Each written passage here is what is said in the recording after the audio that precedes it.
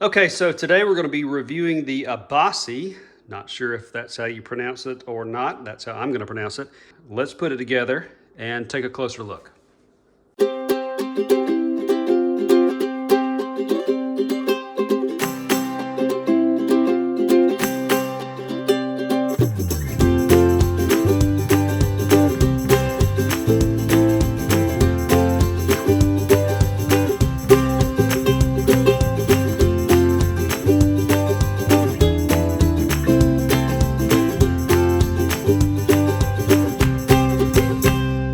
All right, let's take a closer look at the Abosi. It's set up, it's ready to go. It's obviously powered by an electrical cord. Here's the controls. You have three settings. Default is off. Reverse, you have to hold that into position for it to stay in reverse. If the auger starts to get kind of clogged or backed up, reverse can be a feature that is useful.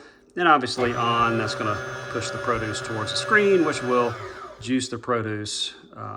This opening here is 4.5 centimeters wide, about 1.77 inches wide. Not the widest that you're going to find in the juicing world, but it's going to be plenty big for our purposes today, and it's going to be plenty big for an introductory level juicer. Obviously, this is where the juice is going to go. The pulp is going to flow into this.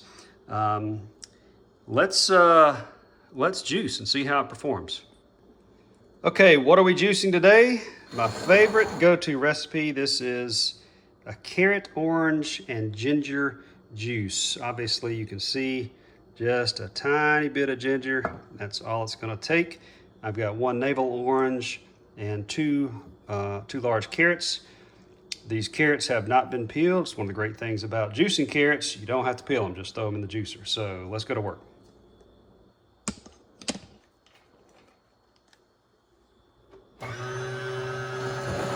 All right, I'm going to juice the oranges first, and we're going to see how that works. A lot of times when you have a horizontal masticating juicer, soft, fleshy produce like oranges can kind of get hung up. You can see that piece is kind of hung up there.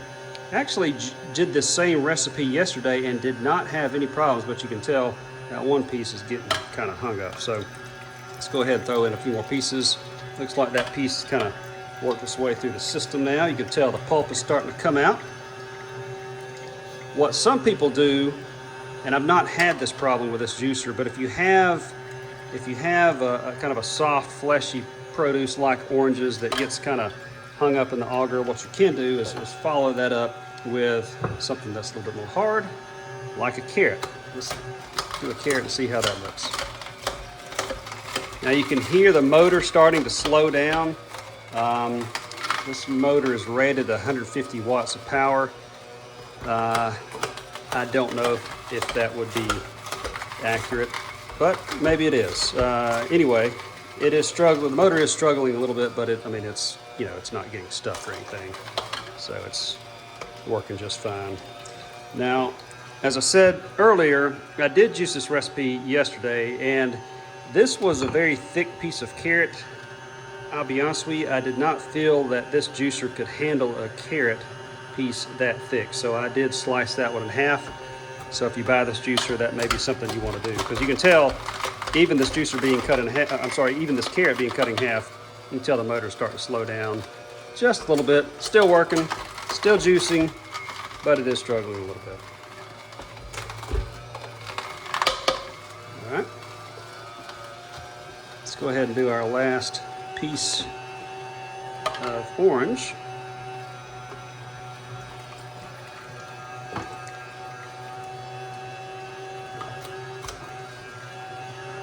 There we go, quick work of that. I love adding a little bit of ginger to this recipe. You don't have to add ginger if you don't like it.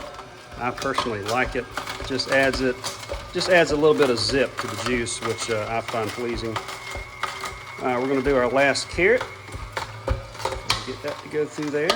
There we go. All right. Let's see if that last piece is kind of hung up there. Let's see. All right, let's put that in reverse, and then let's do it forward again. Let's see if it'll take care of it now.